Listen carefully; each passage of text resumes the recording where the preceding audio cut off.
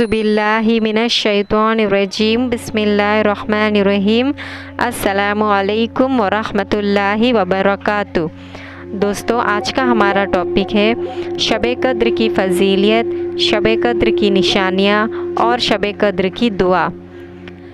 شب قدر کی پہلی فضیلت یہ ہے کہ اللہ تعالیٰ نے اس شب میں قرآن کریم نازل فرمایا جو انسان کے لیے ہدایت ہے اور دنیاوی و آخری سعادت ہے۔ دوسری فضیلت، سورت میں اس رات کی تعظیم اور بندوں پر اللہ تعالیٰ کے احسان کو بتانے کے لیے سوالیہ انداز اختیار کیا گیا۔ تیسری فضیلت، یہ رات 1000 مہینوں سے بہتر ہے۔ چوتھی فضیلت، اس رات میں فرشتوں کا نزول ہوتا ہے، فرشتے خیر و برکت اور رحمت کے ساتھ نزول کرتے ہیں۔ پانچویں فضیلت، یہ رات سلامتی والی رات ہے کیونکہ اس رات میں بندوں کی عذاب و عقاب سے خلاصی ہوتی ہے۔ چھٹی فضیلت، اللہ تعالیٰ نے اس شب سے متعلق پوری ایک سورت نازل فرمائی جو قیامت تک پڑھی جائے گی، جسے ہم سورہ قدر کے نام سے جانتے ہیں۔ رمضان کا مہینہ وہ ہے جس میں قرآن نازل کیا گیا۔ شب قدر کے معنی عزت و عظمت اور شرافت کے ہے۔ اس رات میں جو کتاب یعنی قرآن آسمان سے دنیا پر اتاری وہ بھی قابل قدر ہے، اور جس پیغمبر پر اتاری وہ بھی قابل قدر ہے، اور جس امت پر اتاری وہ بھی امتوں میں سے سب سے بہترین امت ہے۔ تو ان قابل قدر کی چیزوں کی وجہ سے اس کو شب قدر کہتے ہیں، جس کا مطلب عظمت والی رات ہے۔ شب قدر کی علامت یعنی شب قدر کی نشانیاں۔ چلیے جانیں شب قدر کی کیا نشانیاں ہیں۔ یہ رات چمکدار اور صاف ہوتی ہے، نہ زیادہ گرم اور نہ زیادہ ٹھنڈی ہوتی ہے، بلکہ دھیمی اور متعدل ہوتی ہے۔ اس رات کو شیاطین کو ستارے نہیں مارے جاتے۔ آسمانوں کی طرف نگاہ اٹھا کر دیکھے تو آنکھوں میں نور اور دل میں سرور کی کیفیت پیدا ہوتی ہے۔ شب قدر کی بعد والی صبح کو سورج میں تیزی نہیں ہوتی۔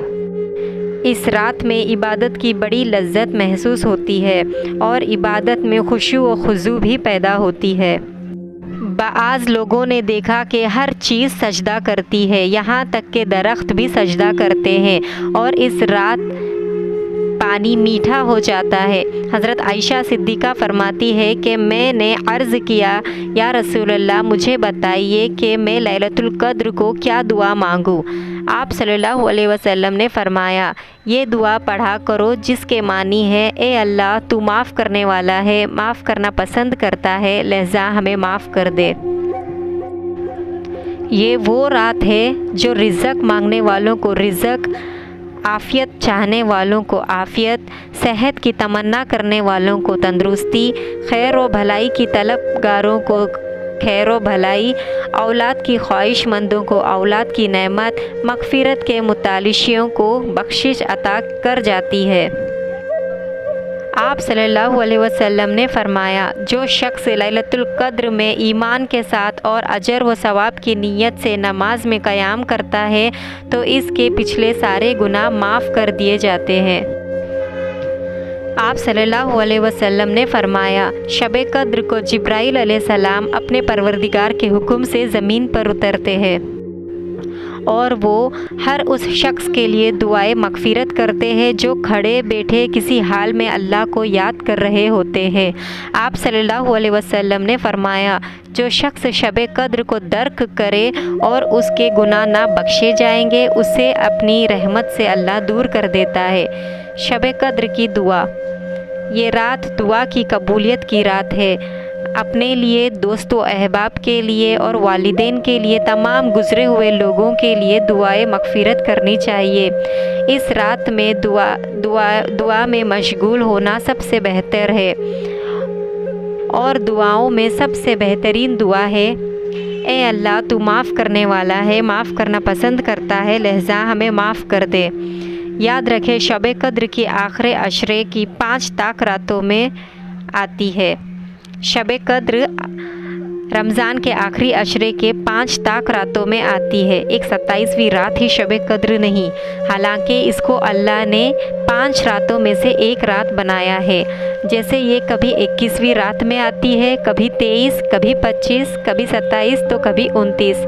इन रातों में बेदार हो के इबादत और दुआएं करना चाहिए। ये रात 1000 महीनों से बेहतर रात है, इसका पूरा फ़ायदा उठाए। दोस्तों, उम्मीद करती हूँ आपको ये मेरी छोटी सी कोशिश पसंद आई होगी। और रमज़ान का आखिरी अशरा शुरू हो चुका है। इन 5 रातों में जागकर अल्लाह की इबादत कीजिए, कुरान की तिलावत और खूब दुआएं मग़फ़िरत मांगे, क्योंकि ये रात दुआओं की कबूलियत की रात है। इस शब कद्र का पूरा फ़ायदा उठाया जाए। अल्लाह से दुआ है, ए अल्लाह हमें भी शब कद्र की रात नसीब हो और तू हमारे पिछले तमाम गुनाहों को माफ़ फरमा। आमीन।